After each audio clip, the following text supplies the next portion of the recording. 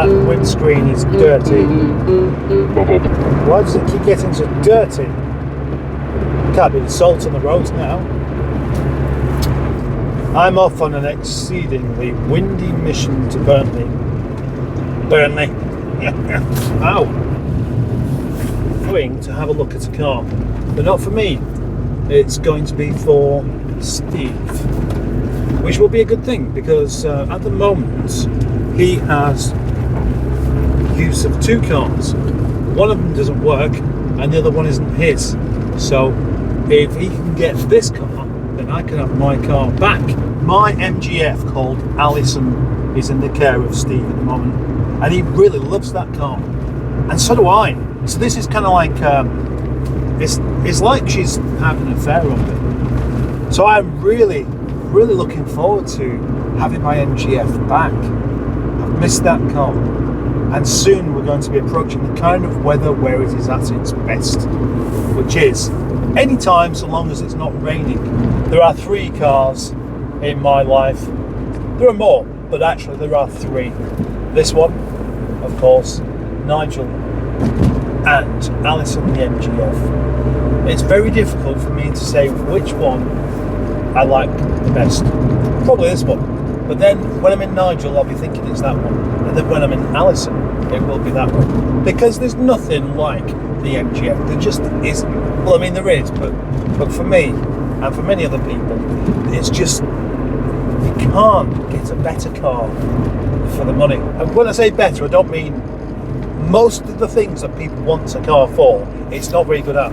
And it's definitely not very good at carting luggage around. It's not very good for tip runs. It's not very good for taking lots of passengers because there isn't room. It wouldn't be any good for the dog. It wouldn't be any good for doing off-roading. It's crap on potholed roads and speed humps. It leaks. And I'm not just saying it leaks because it's that particular car. They all do. It's kind of like one of the things that are designed into the car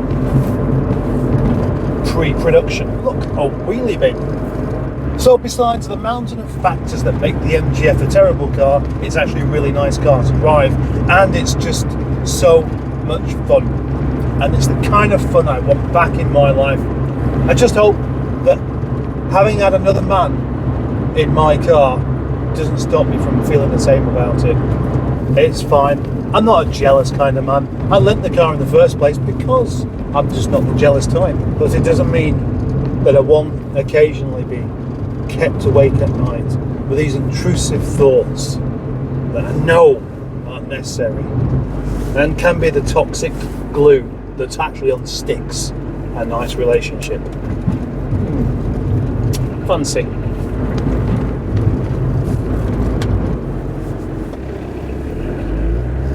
You might think that I've finished with the love rival analogy now, but I kind of haven't, because the car that we're going to look at for Steve is an MGF, and the reason for this is that he likes my car so much that he doesn't really want to give it up. I did kind of think, well, possibly I could just sell it to him, you know, just sell it to him. But then, who sells their own wife? The one we're going to see is actually a 160, so it's going to be a TF, isn't it? It's got to be a TF. So, you know, it's aged, it's lost its pretty looks by the time it's become a TF. And with it being a 160, it's just a TF, but with some tattoos and piercings and stuff. But the 160 is the ultimate, isn't it? Well, actually, it's not the ultimate, it's the ultimate engine for one, because they didn't do anything bigger than a 1.8. And it's come up really cheaply. I mean, really cheap. Normally the 160s do fetch good money, but this one is cheaper than what I would sell mine for. And mine's not even, well, mine would be considered as not that desirable particularly. Still not finished with the old analogy there, because my Alison, my MGF Alison, is like my wife. It's not the best one. You know, it's a bit worn. It's past its best, but I wouldn't swap it. Just had work from Steve. Apparently he's going to be a bit late. But I anticipated that by setting off late myself. Or at least that was the idea. But it came to it and I just couldn't do it. I had to set off knowing that I would get there on time. Because that's just the way I do it. The first time I ever drove down this road, I was in a Rover P6. No, you daft pellic, it was an SD1. 2.6 automatic. It was red, and I ran out of petrol going down this road. I put some more petrol in it, and it wouldn't start, and it wouldn't go at all. Eventually, I had to get the help of Senior Mustard, who came along and bypassed the fuel pump relay. That was the only way it would go. Just popped into Aldi in Burnley. I had to break one of my own rules and bought some pork pies. The reason, desperate for a wee, because I made the mistake of having a cup of coffee before I set off out. So I went and bought some pork pies so I can justifiably use their toilet. Yeah, I bought the pork pies, wander into the toilet with the pork pies in my pocket, and I thought, how amazing would it be, how interesting, how funny would it be to wander in, to go and eat those pork pies in the toilet in Aldi? But that'd also be just a little bit discourteous, wouldn't it? Burnley Town Centre. Not centre, centre. Burnley Sound Centre. Yeah, come on. And I realized, oh my god, we've been starved. Yep. Had a look at the car. Didn't really want to show it because it's not my car to film and I couldn't be bothered asking permission. Happy with it. Seems like a good, honest car. Good, honest chap. Steve's happy with it. He didn't want to appear in this video. He said he's a bit shy. So he's going to have a conflab. Yeah. A conflab. It needs an alternator, an MOT, and that other thing. Oh yeah, wiper motor. Whilst over this way, may as well have a slight detour. There can't really be a better day to have a little visit to the singing, ringing tree.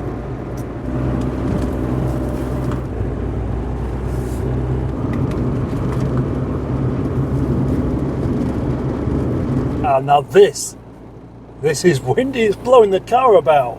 It's blown that litter bin over, and that sign's next by the looks of it.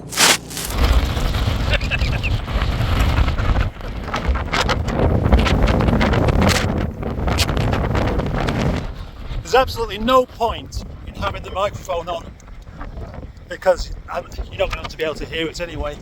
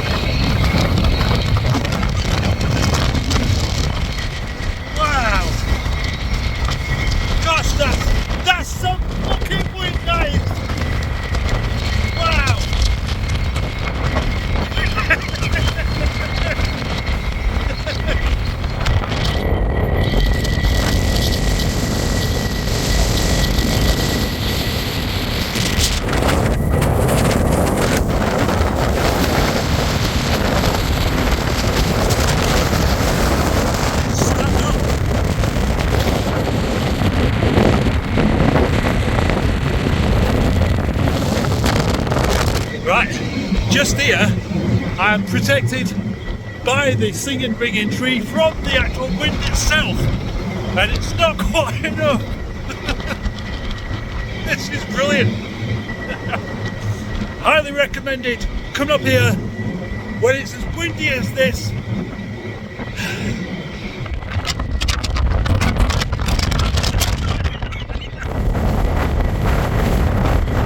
I'm way too cold for this, I'm gonna have to go, I think.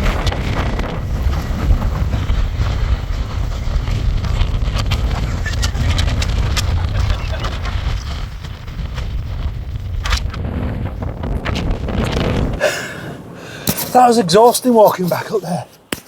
It's not that far a walk, but with the wind coming at you, that's kind of speed. What the speeds are, I don't really know, but the car's rocking all over the place. Oh, I normally get out of breath just walking. Do you know what? I'm really glad I did that.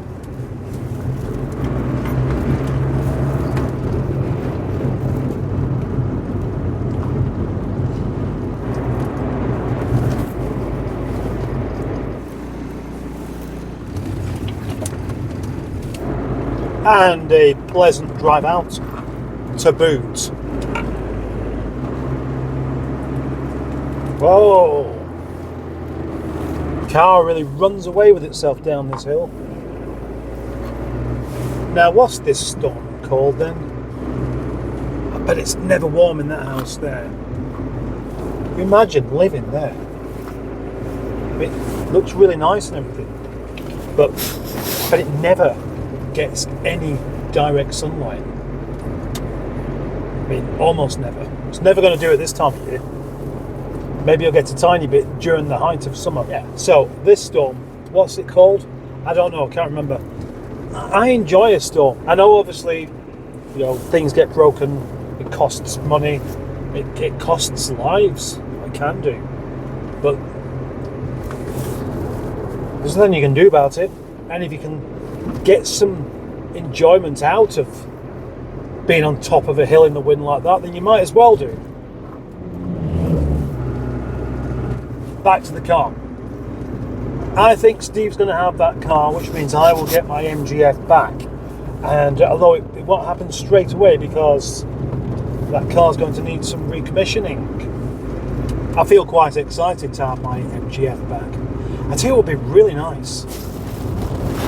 What would be really nice would be to have it back for my birthday.